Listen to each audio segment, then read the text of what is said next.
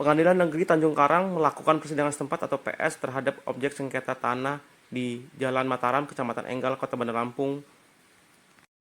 Proses persidangan setempat tersebut langsung dihadiri oleh Majelis Hakim PN Tanjung Karang Samsumar Hidayat. Persidangan setempat tersebut dihadiri oleh pihak tergugat yang merupakan warga yang mendiami 40 tahun lamanya di lokasi tersebut. Kemudian pihak dari penggugat yakni dari Bea Cukai Panjang.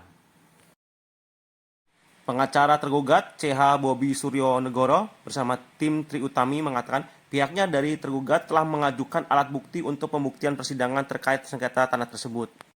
Pada hari ini pihaknya mengikuti Pengadilan Negeri Tanjung Karang untuk melakukan persidangan setempat tersebut. Tanah tersebut merupakan tanah yang dibeli oleh orang tua dari kliennya Samsul Bahri yang merupakan pensiunan Bea Cukai Panjang.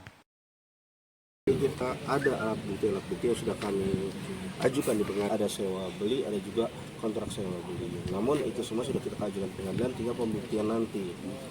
Dalam proses saksi termasuk daripada warkah yang memang tadi kami sampaikan kepada pihak pengadilan, kepada hakim yang istilah kata menangani perkara APO ini, bahwa terhadap permohonan awal ada 1.500, ada 1.944, akhirnya dari pihak BPN akan menghadirkan warkah yang selama ini warkah itu tidak pernah ahli waris ataupun klien kami selaku menjadi kuasa hukum dari klien kami tidak pernah mengetahui. Makanya semua itu nanti di persidangan kita akan lihat kebenarannya terhadap hak daripada masing-masing pihak. Kenapa? Ini kurang lebih sudah hampir 40 tahun menguasai fisik. Nah, cukup diketahui bahwa dan juga sudah sampaikan kepada pihak pengadilan mengadakan penguasaan fisik berupa bersih-bersih dan segala macam, yang dimana padahal hari Kamis ini kita PS pengusaha setempat. Makanya tadi saya ajukan kembali kepada hakim bahwa setelah PS pertama dan untuk PS kedua tanggal 6 besok supaya tidak adanya lagi hal-hal yang seperti dari pihak Bea Cukai, sehingga tidaknya intimidasi ataupun kekhawatiran chaos ataupun singgungan antara pihak Bea Cukai dan klien kami di lapangan. Mungkin itu saja. Di arahan proses persidangan perkara perdata nomor 191 yang memang kami ajukan di pengadilan Pengadilan Negeri Tanjung Karang, sesuai dengan semanya juga bahwa kalau ada sengketa kepemilikan diperlukan pemeriksaan setempat. Jadi hari ini kami juga mengikuti arahan dari Ketua Majelis untuk melaksanakan pemeriksaan setempat meninjau langsung objek sengketa. Untuk Total luas sesuai dengan SHP, sertifikat hak pakai nomor 38 Enggal atas nama pemerintah Republik Indonesia, CQ Kementerian Keuangan Republik Indonesia adalah 1.944 meter persegi. Nah ini memang sudah kami kuasai, berdiri rumah dinas berupa 2 kopel. Satu kopel itu masing-masing berdiri 2 rumah dinas. Ada nomor 2, 4, 6, dan 8. Masing-masing rumah dinas itu luasnya 50 meter. Jadi total untuk bangunan harusnya hanya ada 20, total 4 bangunan itu harusnya ada 200 meter. Sisanya tanah kosong. Itu dari pertama dari tahun 54, 67 dibangun mulai ditempati sampai dengan saat ini. Untuk sengketa memang yang ada pada saat ini adalah penghuninya merupakan anak cucu dari pensiunan pegawai kami. Terima kasih. Sudah ada mediasi mulai dari periode 90-an, 2000, 2010, 2020, sampai dengan pada akhirnya kami mengajukan gugatan ini. untuk sidang Dari Ketua Majelis, tadi persidangan akan dilanjutkan kembali pada tanggal 6 Februari 2025 dengan agenda sama pemeriksaan setempat, namun dikhususkan untuk pengukuran kembali batas-batas yang diklaim oleh para tergugat berbeda dari yang tertuang di sertifikat. Tumpang tindih kepemilikan tanah di Bandar Lampung kerap terjadi. Kali ini menimpa Bambang Sukisno. Ia merupakan warga Wayahalim Bandar Lampung yang harus terlibat dalam objek sengketa tanah di Pengadilan Tata Usaha Negara Petun dalam pokok perkara nomor 19/2024 Petun Bandar Lampung. Menurut keterangannya, Bambang memiliki sebidang tanah dengan ukuran 15 x 20 meter persegi yang dibelinya dari rekan kerjanya atas nama Parju Putro di tahun 2016 silam. Adapun lokasi tanah tersebut berada di Jalan P. Tirtayasa, Gang Pulau Kalimantan, RT 03 Sukabumi, Bandar Lampung. Setelah membeli sebidang tanah, Bambang kemudian membeli material batu, bata, dan pasir di tahun 2018 dengan niat untuk membangun pondasi. Namun lantaran suatu hal, Bambang menunda pembangunan di tanah yang telah dia beli, sehingga pada tahun 2024 saat dia ingin melanjutkan niatnya untuk membangun ditemukan sebuah tanah yang telah berdiri di lokasi tanahnya. Ia telah mencoba untuk melaporkan peristiwa tersebut ke pihak yang berwajib hingga dilakukan persidangan di Pengadilan Tata Usaha Negara Petun Bandar Lampung Rabu 11 Desember 2024 kemarin. Namun dalam persidangan, Bambang mengaku merasa tidak memberi solusi terhadap dirinya.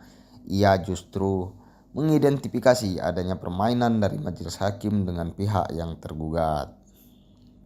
Bambang mengaku akan berjuang mengambil haknya dengan segala upaya. Sementara kuasa hukum Bambang Sukisno, Mas Ayu, mengatakan kekecewaannya dalam proses persidangan. Menurut dia, perkara dengan tumpang tindih lahan, penggugat bakal banding dan lapor ke Komisi Yudisial.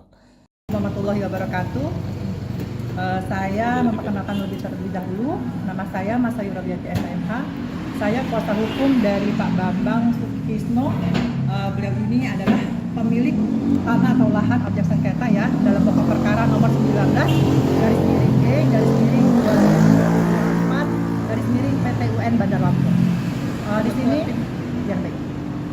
Di sini kami mengapa mengajukan press release karena kan pada saat kemarin ya hari Rabu tanggal 11 bulan Desember 2024 kami melihat langsung putusan pengadilan Tata Usaha Negara yang mana pada pokoknya di situ 16 tahun 2024 ya atas nama penggugatnya Bambang Sukisno itu melawan tergugatnya ATR BPN Kota Bandar Lampung dan tergugat dua intervensinya adalah Ida Purwati.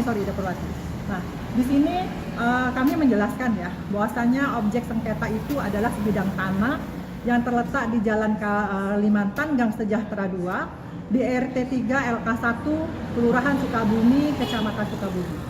Nah, jadi proses kepemilikan itu Pak Bambang Sukisno ini membeli dari rekan kerjanya atas nama Parju Putro, di mana Parju Putro itu membeli pada tahun 2016 itu di bulan Februari bersama Pak Bambang juga kebetulan waktu itu melihat lokasinya. Kemudian berselang berapa lama ya 6 bulan kalau nggak salah itu Pak Parju Putro menjual kepada Pak Bambang karena Pak Parju Putro lagi membutuhkan biaya. Nah, karena Pak Bambang sendiri sudah ngecek lokasinya untuk batas-batasnya sudah diketahui dari awal, makanya Pak Bambang membantu rekannya tadi atas nama Parju Putro untuk membeli lahan tersebut ya. Nah, memang sih tidak mahal waktu itu ya Pak, seharga kurang lebih 80 jutaan ya Pak, 85 juta. Nah, tapi yang dibicarakan di sini bukan hanya materialnya.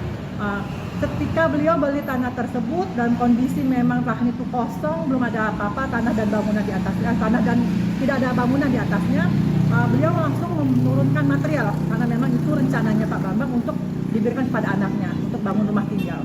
Nah, di situ Pak Bambang ini meletakkan batu, bata sama pasir ya pada saat itu untuk membangun.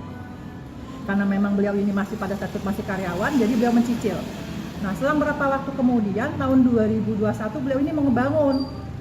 Nah, ketika mau ngebangun tiba-tiba dia melihat sudah batu yang ada di sana itu sudah tidak ada lagi, tapi digunakan dan pasir juga sudah digunakan.